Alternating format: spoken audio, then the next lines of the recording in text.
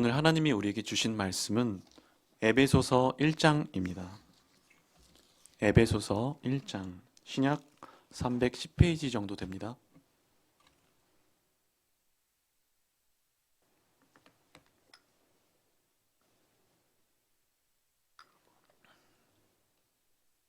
에베소서 1장 3절부터 6절까지입니다. 3절부터 6절까지 저 한 절, 여러분 한 절 교독하겠습니다. 신약 310페이지 정도 됩니다. 에베소서 1장 3절부터 6절 말씀. 다 찾으신 줄로 알고 저 한 절, 여러분 한 절 교독하겠습니다. 3절입니다. 찬송하리로다. 하나님 곧 우리 주 예수 그리스도의 아버지께서 그리스도 안에서 하늘에 속한 모든 신령한 복을 우리에게 주시되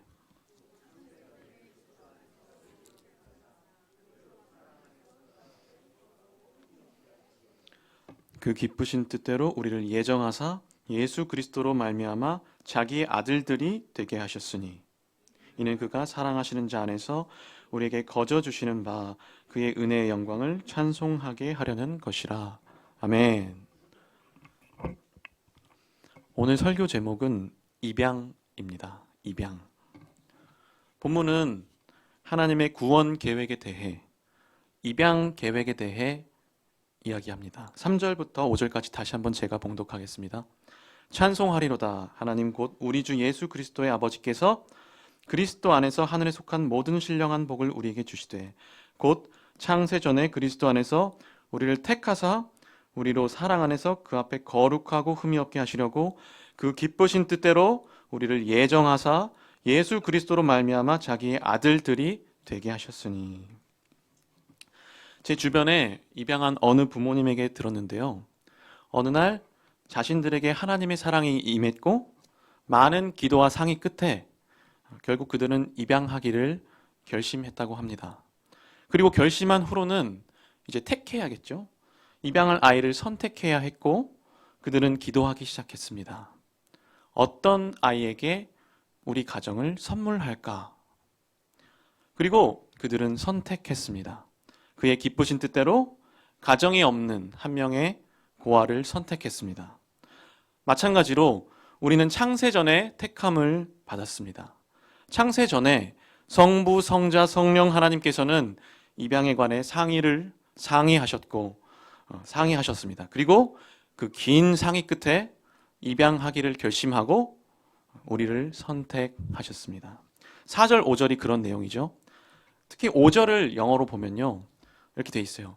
He predestined, destiny. He predestined us to adoption as sons through Jesus Christ. 그는 미리 정하셨다. destiny 하면은 운명이죠. predestined. 그는 미리 운명을 정하셨다. 우리를 아들로 입양하기 위해. 그래서 우리는 이렇게 입양된 것입니다. 그리고 이 택함으로, 이 선택함으로 인해 이 아이의 운명, 우리의 운명은 아예 뒤바뀌었습니다. 우리는 가정이 없었는데 가정이 생겼고요. 또 부모가 없었는데 생긴 것입니다. 그래서 우리는 어떤 운명이 됐냐면 찬송할 운명이 된 것입니다. 3절, 6절 제가 봉독하겠습니다. 찬송하리로다. 하나님 곧 우리 주 예수 그리스도의 아버지께서 그리스도 안에서 하늘에 속한 모든 신령한 복을 우리에게 주시되. 또 6절. 이는 그가 사랑하시는 자 안에서 우리에게 거저 주시는 바 그의 은혜의 영광을 찬송하게 하려는 것이라. 아멘. 그리고 계속해서 바울은 하나님의 구원에 관해, 다르게 표현하면 입양에 관해 이야기합니다. 7절입니다. 7절 봐주세요. 7절. 우리는 그리스도 안에서 그의 은혜의 풍성함을 따라 그의 피로 말미암아 속량 곧 죄사함을 받았느니라. 하나님은 우리를 선택하셨죠. 선택하셨지만 사실 입양하는데 한 가지 문제가 있었습니다. 그 문제는 뭘까요? 그 문제는 바로 죄 문제입니다. 이건 하나님 입장에서도 어쩔 수 없지요. 하나님은 약속의 하나님이고 정의와 공의의 하나님이시기 때문에 죄 문제가 해결되지 않으면 우리는 가족이 될 수 없는 것입니다. 그래서 하나님은 은혜를 베푸셨습니다. 그는 독생자 예수님을 이 땅에 보내셨고 예수님은 우리의 죄를 대신 지셨습니다. 하나님 아버지는 입양을 위해 아들의 피, 아들의 생명을 지불한 것입니다. 그러니까 7절은 말하자면 아버지의 속사정을 이야기하고 있는 것이죠.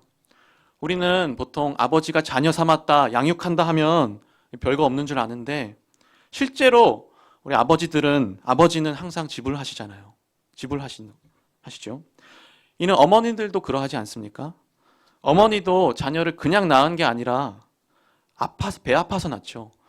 해산의 고통, 어머니 또한 이 해산의 고통을 지불하십니다. 이처럼 하나님은 말하자면 비유컨대 어마어마한 입양비를 지불해서 이 죄 문제를 해결하셨고 우리는 입양된 것입니다. 우리는 그의 자녀가 된 것이고 완전히 구원받은 것입니다. 믿으십니까? 그런데 혹자는 질문할 수 있습니다. 나는 아직까지 죄를 짓고 있는데 나는 구원받은 것인가? 이 죄 문제가 해결된 것인가? 질문할 수 있습니다. 잠깐 또 입양한 그 부부 이야기를 말씀드리면요. 이 입양을 결심한 부부도 아이를 선택하는 데 있어서, 입양하는 데 있어서 많은 고민을 했다고 합니다. 예를 들어 아이로 인해 많은 문제가 발생하지 않을까? 아이가 과연 우리를 부모로 인정할까? 아이로 인해 가정에 불화가 생기지 않을까? 우리의 노후는 어떡하지? 등 많은 고민이 있었다고 합니다. 그들은 이러한 문제를 가지고 기도하던 도중 이렇게 결론을 내렸다고 합니다. 그 아이에게 문제가 발생할 것으로 믿자. 마치 우리 자신이 그랬듯이 주께서 우리의 문제를 알고도 우리를 택하여 자녀 삼으셨듯이. 신학적으로 이 죄 문제에 대해서 이렇게 설명하는 사람들이 있습니다. 주께서는 과거의 죄, 현재의 죄, 그리고 미래의 죄까지 사하셨다. 그런데 이와 같은 설명은 논리적으로 이해도 잘 되지 않을 뿐더러 우리로 하여금 많은 문제를 일으키게 할 수 있습니다. 그래서 저는 죄 문제, 이 구원의 문제를 자꾸 죄로 설명한다기보다 그저 자녀됨으로 설명하는 게 최고인 것 같습니다. 한마디로 하나님은 이미 핏값을 지불하여 자녀 삼았다. 내 소유가 되었다 이거지요. 여기에 대해서는 이제 아무도 건들 수 없습니다. 터치할 수 없습니다. 그는 죄에 대하여 단번에 죽으신 것이고 우리는 이를 믿는 것입니다. 그리고 이 자녀됨, 입양해버리신 일은요, 피할 수 있는 문제가 아닙니다. 천지 지은 주께서 창세전에 작정하셨는데 그가 우리를 지명하여 불렀는데 우리가 어찌 피합니까? 아기가 피할 수 있습니까? 우리가 자녀된 것에는 선택 권한이 없습니다. 심지어 이 믿음조차도 택함 받은 자에게 주어진 선물이지요.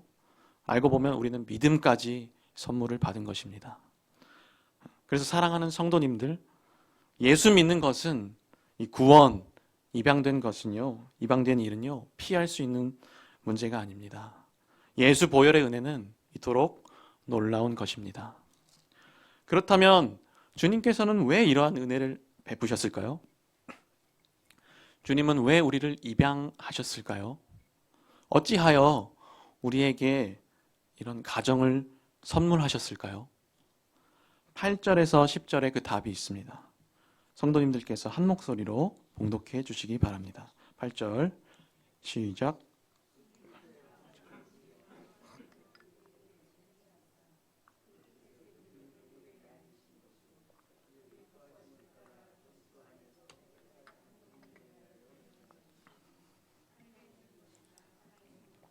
그리스도 안에서 통일되게 하려 하심이라. 아멘. 때가 찬 경륜, 목적과 뜻을 위하여 예정하신 것이니 하늘에 있는 것이나 땅에 있는 것이 다 그리스도 안에서 통일되게 하려 하심이라. 주가 우리를 입양한 이유, 목적은요, 한마디로 간단하게 얘기하면 잘 먹고 잘 사는 것이죠. 다시 말해서 자녀의 삶을 누리는 것입니다. 주가 주신 가정에서 떳떳하게 흘러 넘치게 사는 것, 감사하며 사는 것. 사실 여기까지가 구원이죠. 그래도 이해를 위해 본문을 좀 구분 지어 본다면요, 바울은 지금까지는 이 구원 계획을 말했다면 이제는 구원의 목적을 이야기하는 것입니다. 바울이 복음을 이렇게 전개하고 있어요. 그래서 1장 8절부터 다시 좀 보겠습니다. 다시 보면요. 주가 우리를 입양하신 이유는 8절. 이는 그가 모든 지혜와 총명을 우리에게 넘치게 하사 그 뜻의 비밀을 우리에게 알리신 것이요 돼 있는데, 여기서 말한 지혜는 한마디로 내 뿌리를 아는 지혜가 되겠습니다. 이 지혜는 5절을 아는 지혜죠. 말하자면 이 5절을 아는 지혜입니다. 이 지혜는 주께서 나를 미리 정하셨다는 것을 아는 지혜, 주가 입양을 위해 독생자 예수를 지불하셨음을 아는 지혜를 말합니다. 그리고 이것을 아까 표현으로 치면은 이 아버지의 속사정을 말하는 것이고, 그러니까 이 속사정은 곧 9절의 비밀이라 할 수 있겠습니다. 이 지혜가 넘치면 비밀을 아는 것이죠. 아버지의 속사정을 아는 것입니다. 그리고 당연한 얘기 아닙니까? 이 비밀을 알아야, 일단은 이 비밀을 알아야, 아버지 속사정 알아야 아버지 뜻을 이룰 수 있겠지요. 말하자면 우리 예수 십자가도 모르면서 어떻게 아버지 뜻을 이루겠습니까? 아버지 십자가 비밀을 알아야 합니다. 그 사랑을. 그래서 실로 아버지는 우리로 하여금 이 지혜를 넘치게 하사 그 뜻의 비밀을 알게 하시어 아버지 뜻을 이루게 하십니다. 아들의 삶을 살게 하십니다. 통일되게 하세요. 그래서 9절 뒷부분 이하에는 이제 아들의 삶에 대해 나옵니다. 9절을 다시 볼게요. 그 뜻의 비밀을 우리에게 알리신 것이요 그의 기뻐하심을 따라 그리스도 안에서 때가 찬 경륜, 목적과 뜻을 위하여 예정하신 것이니 그것은 곧 하늘에 있는 것이나 땅에 있는 것이 다 그리스도 안에서 통일되게 하려 하심이라. 그가 우리를 예수 피로 속량하신 이유는 아버지의 뜻은 통일되게 하려 하심이라. 그렇다면 이 통일되게 하는 게 무엇일까요? 통일됨이 무엇일까요? 잠깐 또 입양한 가족 이야기를 또 하면요. 입양한 아이는 항상 이 소외감을 잘 느낀다고 합니다. 내가 이 집안의 자녀인가? 이 형제들의 형제인가? 이 정체성의 혼란이 늘 있다고 합니다.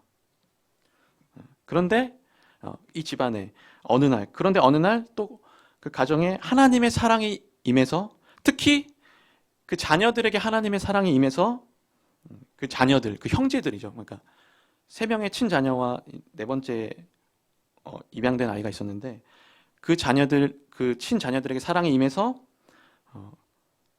그 형제들이 그 입양된 아이를 이제 사랑하기 시작했대요. 그리고 그때부터 그 입양된 아이는 더 이상 헷갈려 하지 않았다고 합니다. 내가 아버지의 자녀임을, 내가 이 가정에 통일되었음을 말입니다. 참 이것이 통일됨이고 아버지의 목적이겠죠. 그리고 이 통일됨을 또 성경적으로 먼저 또 말씀드리겠습니다. 이 통일됨을 성경적으로 말하면 2장 이하의 내용으로 말할 수 있겠습니다. 2장에 기록되어 있습니다. 통일됨이란 첫째로 하나님의 자녀가 되었다, 관계가 회복되었다. 또 둘째로 우리는 본래 남남이었는데 예수 그리스도의 피로 하나 되었다. 우리 사이에 막힌 담이 허물어졌다. 이 2장에 기록되어 있고요. 그리고 이 통일된 실제적인 모습 또한 에베소서 뒷장에 기록되어 있습니다. 형제 사랑, 교회 사랑, 가족 사랑 등 이 실제적인 통일됨이 기록되어 있습니다. 그래서 저는 이 통일됨을 한마디로 이렇게 표현하고 싶습니다. 통일됨이란 내가 진짜 하나님의 자녀임을 아는 것, 내가 진짜 이 교회의 성도임을 아는 것, 그래서 그리스도의 사랑을 하는 것. 저는 이것이 통일됨인 줄로 믿고 하나님은 이 통일을 원하시는 줄로 믿습니다.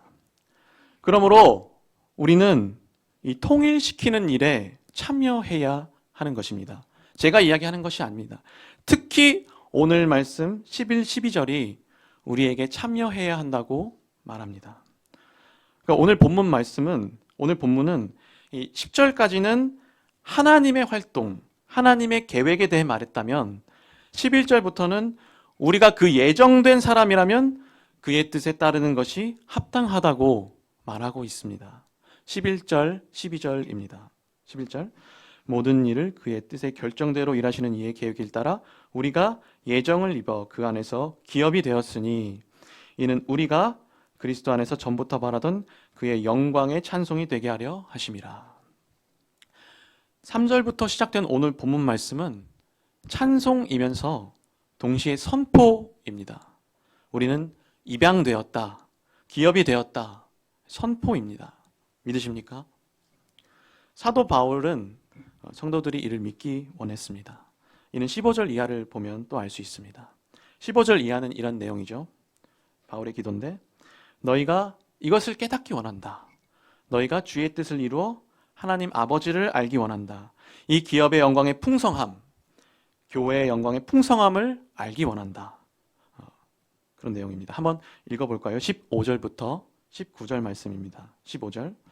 이로 말미암아 주 예수 안에서 너희 믿음과 모든 성도를 향한 사랑을 나도 듣고 내가 기도할 때에 기억하며 너희로 말미암아 감사하기를 그치지 아니하고 우리 주 예수 그리스도의 하나님 영광의 아버지께서 지혜와 계시의 영을 너희에게 주사 하나님을 알게 하시고 너희 마음의 눈을 밝히사 그의 부르심의 소망이 무엇이며 성도 안에서는 그 기업의 영광의 풍성함이 무엇이며 그의 힘의 위력으로 역사하심을 따라 믿는 우리에게 베푸신 능력의 지극히 크심이 어떠한 것을 너희로 알게 하시기를 구하노라. 아멘.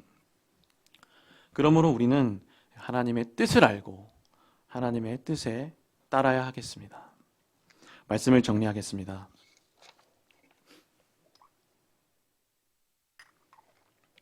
오늘 두 가지 말씀을 드렸습니다. 하나님은 우리를 입양하셨다. 그리고 입양하신 이유, 이렇게 두 가지 말씀드렸습니다. 그래서 정리하겠습니다. 하나님은 우리를 창세전에 택하여 거룩하게 흠이 없게 하시려고 그리스도 안에서 우리를 아들들이 되게 하셨습니다. 그는 입양을 위해 아들의 피를 지불하셨습니다. 그리하여 형제가 없었던 우리에게 형제가 생기고 부모가 없었는데 부모가 생겼습니다. 우리는 은혜샘 교회라는 이름의 가정을 얻게 된 것입니다. 통일된 것이죠. 그리고 아들 되었다, 자녀 되었다 함은 말 그대로 자녀가 된 것입니다. 다시 말해서 자녀의 삶을 누리고 자녀로서 살아가는 게 아버지 뜻을 이루는 것이 자녀입니다. 그래서 오늘 말씀의 적용입니다. 자녀된 자의 두 가지 모습을 말씀드리고 설교를 마치겠습니다. 첫 번째 적용입니다. 첫 번째는 감사 찬양하는 것입니다. 우리 자녀된 자들은 감사 찬양을 해야 하겠습니다. 입양된 아이는 결코 가족이 없는 것처럼 가난한 사람처럼 주눅들어 살면 안 됩니다. 만약 그리 산다면 입양한 사람 입장에서는 정말 입양한 보람이 없을 것입니다. 그러므로 자녀된 우리는 찬송하고 감사해야 합니다. 날 구원하신 주 감사, 아버지께 감사, 일용할 양식 주신 주께 감사 올려드려야 합니다. 감사하는 자가 자녀입니다. 내가 지금 죽어 있느냐, 살아 있느냐는 내게 감사와 찬송이 있느냐로 알 수 있습니다. 그리고 특히 우리는 예수 보혈의 은혜를 찬양해야 합니다. 이 예수 보혈 모르면 우리는 애기입니다. 아버지의 속사정, 아버지의 비밀을 알아야 비로소 아버지 사랑을 알고 아버지 사랑을 하는 것입니다. 그러므로 사랑하는 여러분, 성도 여러분, 우리는 예수 십자가 똑바로 보고 감사 찬송하며 사는 우리가 되기를 예수님의 이름으로 소망합니다. 두 번째 적용입니다. 자녀된 자의 둘째 모습. 이는 아버지 뜻을 이루는 모습이 되겠습니다. 11절, 12절 말씀 다시 한번 제가 읽겠습니다. 11절. 모든 일을 그의 뜻의 결정대로 일하시는 이의 계획을 따라 우리가 예정을 입어 그 안에서 기업이 되었으니 이는 우리가 그리스도 안에서 전부터 바라던 그의 영광의 찬송이 되게 하려 하심이라. 잠깐 또 입양한 부부 얘기를 하면요. 이 사랑을 많이 받은 아이는 어떻게든 이 부모를 실망시키지 않으려 한다고 합니다. 아버지 사랑 때문에 어떻게든 이 아버지 뜻을 이루려고 통일되게 하려고 노력한다 들었습니다. 하나님의 사랑을 아는 자는 하나님의 소원을 아는 것이죠. 사랑하는 성도님들, 하나님은 우리를 통해 이 교회를 통해 이 땅을 통일하십니다. 우리는 그의 기업인 것입니다. 그리고 기업인 우리, 교회인 우리, 예수 그리스도와 결혼한 우리는 출산해야 합니다. 성도님들은 예수 그리스도와 결혼하셨습니까?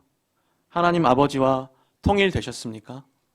그렇다면 우리도 그가 입양하신 것처럼 입양해야 합니다. 출산해야 합니다.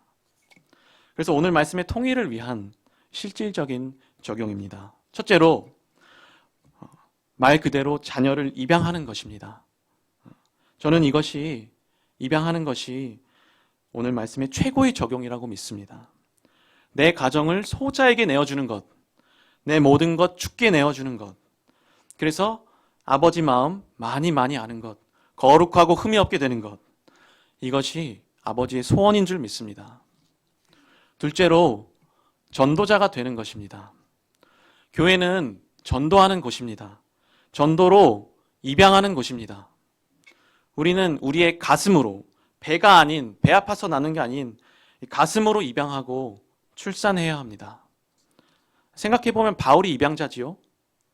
디모데가 아들이라면 바울은 아버지지 않습니까? 전도자가 곧 입양자입니다. 셋째로 교사가 되는 것이 있겠습니다. 왜냐하면 선생님, 이 주일학교 선생님, 교사, 선생님 역시 가슴 아파서 가슴으로, 이 기도로 학생을 낳는 부모이기 때문입니다. 그러므로 여러분, 저는 진심으로 성도님들이, 여러분들이 입양했으면 좋겠습니다. 또 전도자가, 그리고 선생님이 됐으면 좋겠습니다. 분명 오늘 본문 말씀에 나오는 바울의 소망도 분명 이와 같았을 것이고 하나님 아버지 소원은 두말할 필요 없을 것입니다. 왜냐하면 부모님들은 항상 자기 자녀가 애 낳기를 원하기 때문입니다.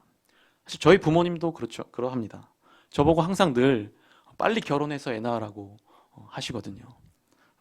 이처럼 우리에게는 이러한 소망이 있어야 하는 줄로 믿습니다. 성도는 그의 부르심의 소망을 입은 자이기 때문입니다. 말씀을 맺겠습니다. 사랑하는 성도님들, 예수 믿는 것은 내 모든 것을 다 내어놓는 것입니다. 이는 지금 당장 내 전재산을 가져다 팔라는 것이 아니라 애초에 내 삶은 주의 것으로 믿는 것입니다. 우리가 천국 보물을 발견한 순간 나는 주의 것입니다. 내 모든 것은 다 주의 것입니다. 그가 나를 사셨기 때문입니다. 나는 그의 소유, 그의 자녀인 것입니다. 고로 내 인생은 주의 것이며 모든 것 주께 내어드리는 것이 마땅한 줄로 믿습니다. 그러므로 사랑하는 성도님들, 우리도 입양하기를, 거저받은 은혜 흘려보내는 삶 살기를, 그의 영광의 찬송이 되기를 예수님의 이름으로 소망합니다. 주기도문으로 예배 마치겠습니다. 하늘에 계신 우리 아버지여, 이름이 거룩히 여김을 받으시오며 나라가 임하옵시며 뜻이 하늘에서 이루어진 것 같이 땅에서도 이루어지이다. 오늘날 우리에게 일용할 양식을 주옵시고 우리가 우리에게 죄 지은 자를 사하여 준 것 같이 우리 죄를 사하여 주옵시고 우리를 시험에 들게 하지 마옵시고 다만 악에서 구하옵소서. 대개 나라와 권세와 영광이 아버지께 영원히 있사옵나이다. 아멘.